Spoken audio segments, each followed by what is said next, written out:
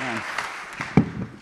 I mean, this really is incredibly moving to think about the trajectory of the last 2 years of the Smol Emuni, given also these very difficult times. So, Boker Tov, also Chodesh Tov. We'll say the Smol Emuni was born in Israel out of a frustration of communal political loneliness, and Esther talked about that as well in the American context. After last elections in Israel, we felt very scattered, alone, and we all know the feeling in this room. We know when people say, when we tell our friends, I'm a religious lefty, and people say, how many are there like you? Like 5. And if you look around the room, you'll see it's actually very, very different, and it's exciting to be among friends. I will say that the justification for Smol Emuni is not communal. It's political and religious. It's about how we perceive the meaning of God's moral demands in light of violent political interpretations of those who claim to speak in his name. It's about responding from within to the rhetoric of violence, vengeance, erasure, and transfer. It's about rejecting the refusal to acknowledge the suffering of the other, a refusal which has, in our case, the perverse result of sacrificing our own hostages in the name of vengeance. I was really glad to see the theme of this panel was a bit like B'Tselem versus Am Sgula. Many of us were raised to believe in an inherent tension between the particular and the universal, and David, you mentioned that tension. In Israeli political discourse, this tension has another name, Jewish and democratic. Since October 7th, this framing has been again re-articulated, especially in religious right-wing thought. It is now survival versus morality. Now let's take a moment to consider these so-called tensions. What is the meaning, what meanings are created through them? What functions do these words play? Take, for example, the phrase Jewish and democratic. Now, many in this room accept this tension as a given, or at least we don't give it too much thought. But what is the function of the word Jewish in the framing Jewish and democratic?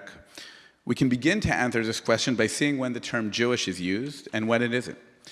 To put it bluntly, there has never been a case where the term Jewish forbids us from doing something that the term democratic allows us. Has anyone, for example, ever said, international law allows for sieges, but Jewish law doesn't? Has anyone ever said, international law allows for the destruction of trees of the combatant, but Jewish law does not? Have we ever heard the claim that Jewish law is more machmir, or stringent, when it comes to preemptive violence in international law? The answer, as we all know, is no. In the Jewish and democratic framework, Jewish is invoked only to justify transgressions against democratic and humanitarian norms. Now we need to let that sink in. Judaism, instead of being a response to chet, to sin or transgression, becomes the chet itself, against morality. Judaism becomes a language of emergency that permits deviation from goodness. Now, is there any greater chilul Hashem than that? Since October 7th, the problem with the framing of this tension has become even clearer. The religious right in Israel describes the abandon of the moral discourse, the preference for killing innocents, for vengeance, for national pride, as a necessity for survival, which it sees as Jewish, in contrast to what they dismiss as a Western ethic of love.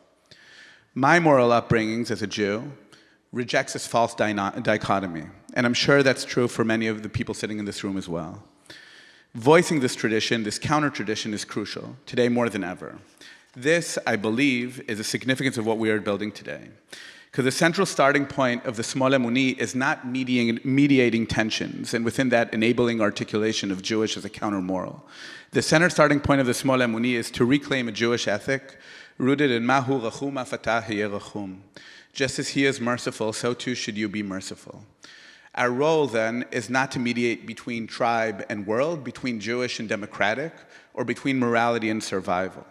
Our role is to reject the false premise of that tension altogether. Doing so through communal re-engagement with our tradition is needed for the sense of moral belonging so crucial for our political work. That means there's much work ahead, creating and interpreting Torah, and just as importantly, building the frameworks and institutions necessary for this Torah to expand. This is not only an internal Israeli challenge and an internal American Jewish challenge, it's a shared challenge for all Jews who feel that the language of Torah has been hijacked by tribalist, survivalist, or even idolatrous concerns. The voices of your communities here in the US are no different from ours. We are the same. We're all part of this Am Sgula, advancing one of the central tenets of our faith, Adam Nivra B'Tselem. Every human being is created in the image of God. Thanks.